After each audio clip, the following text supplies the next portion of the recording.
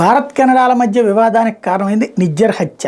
ఎవరైతే ఖలిస్తానీ తీవ్రవాది ఇండియా నుంచి పారిపోయి కెనడాలో తలదాచుకుంటున్నటువంటి వాడిని గుర్తు తెలియని వ్యక్తులు కాల్చి చంపడం, వాడిని భారత్ రానే చంపేసిందని అమెరికా ఇచ్చిన సమాచారంతో మీరే చెప్పండి అని చెప్పుకుంటూ అడిగింది కెనడా.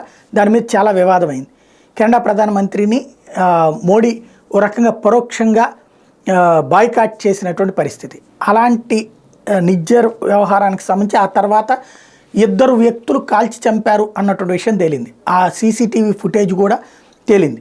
తర్వాత అక్కడ పోలీసులే అందులో భారత్ పాత్ర లేదని తేల్చి చెప్పారు. ఇప్పుడు చూస్తే ఈ కేసుకు సంబంధించి కొత్త చర్చ తావిచ్చింది.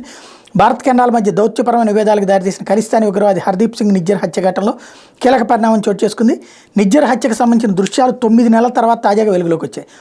6 వ్యక్తులు 2 వాహనాల్లో వచ్చి చంపినట్టు వీడియోలో రికార్డ్ అయింది. నిజ్జర్ తన ఉదారంగా పికప్ ట్రక్లో గురుద్వారా నుంచి బయటకు వెళ్తుండగా ఓ సెడాన్ వేగంగా వచ్చి అడ్డగించింది. అదే సమయంలో 2 వ్యక్తులు ఆయుధాలతో పాయింట్ బ్లాంక్ రేంజ్ నుంచి కాల్పులు జరిపారు. అనంతరం మరో కారులో అక్కడి నుంచి పారిపోయినట్టుగా దృశ్యాలు కనిపించింది. ప్రస్తుతం ఈ వీడియో సామాజిక మాధ్యమాల్లో వైరల్గా మారినట్టు కెనడాకు చెందిన CBC న్యూస్ చెప్పింది. 2023 జూలై 18న బ్రిటిష్ కొలంబియాలోని సర్రే ప్రాంతంలో ఓ గురుద్వారా వెలుపల నిజ్జర్ హత్య జరిగింది. ఇప్పుడు దానికి సంబంధించిన విజువల్స్ వచ్చినాయి. అంటే కెనడా ప్రభుత్వం ఇంతకాలం ఏం చేసింది, ఏం దర్యాప్తు చేసింది, ఎంతసేపటికి ఇండియాను వచ్చి ఆధారాలు ఇవ్వమంటే ఈ ఆధారాలు ఏంటన్నది వచ్చింది. ఇప్పుడు వాళ్ళని పట్టుకుని అసలు ఏంటనేది తేల్చగలుగుతుంది. చూడాలి.